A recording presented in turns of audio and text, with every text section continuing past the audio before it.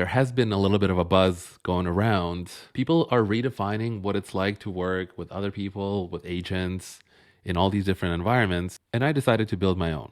Cloudflare is doing Agent Week this week, and they're dropping so many announcements, and I wanted to focus on one of them. Your agent needs a computer, not a container. Introducing at Cloudflare Computer. What's up, y'all? I'm Serge, and in this video, we're going to take a look at what it's like to build something like Buzz from the ground up using Cloudflare primitives, and how I debug these kind of apps locally using Sentry. To start, I call it Cuz, because what up, Cuz? At a high level, this application is a worker, and it has a workspace coordinator durable object that has its own SQLite database, as well as an access to this Cloudflare computer. And then I have thread session durable objects that are actually think agents inside of it. A think agent pretty much wraps up all the functionality of making sure that the messages are kept in state, remembers the conversation, calls tools, and all the other things that you would have to set up from scratch. This is what it looks like in the wild. I have an agent called Patch, and I can ask it what's on my computer. The cool thing about computer is that the agent decides what runtime and what kind of compute it needs. So if it's just read and write, it'll use a dynamic worker, which is a lot faster to get going and it's a lot more efficient. And if it needs to run commands like test or deploy or whatever, it can be in a full-on container. And if it needs a browser, Cloudflare has the JavaScript V8 runtime. To get it set up, make sure you have your durable agent instrumented with Sentry. And now when you're defining your tools for your agent, all you have to do is define the runtime backends. So I have shell for the dynamic worker and the container for the Cloudflare container.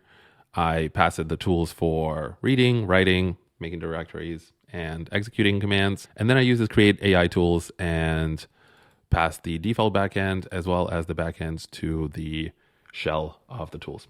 And now my thread agent gets a system prompt as well as the tools that are the computer agent tools. And that's pretty much it. All of this code is open source and will be linked in the description, so feel free to take a look. And now, because this agent is inside a worker and that worker is connected to my React front end, when I'm debugging, I want to make sure that I have full stack visibility. With Sentry, it's really easy to zoom into the parts that you care about, but then be able to zoom out and look at it more holistically.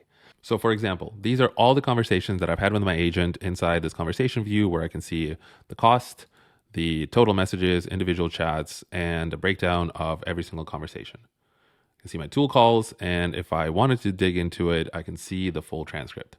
This is super helpful because as I'm working with my agent locally, I might want to change the way that it behaves, and then having this historic data of all the previous conversations helps me to do things like evals and also understand how the agent is progressing over time. I can take a look at the full timeline and understand each tool call, what happened, how long it took, how many tokens it cost, and all the other attributes that are associated with these tool calls. And once I'm done debugging my agent traces, I can take a look at these failed tool calls, and this is correlated with a Sentry issue.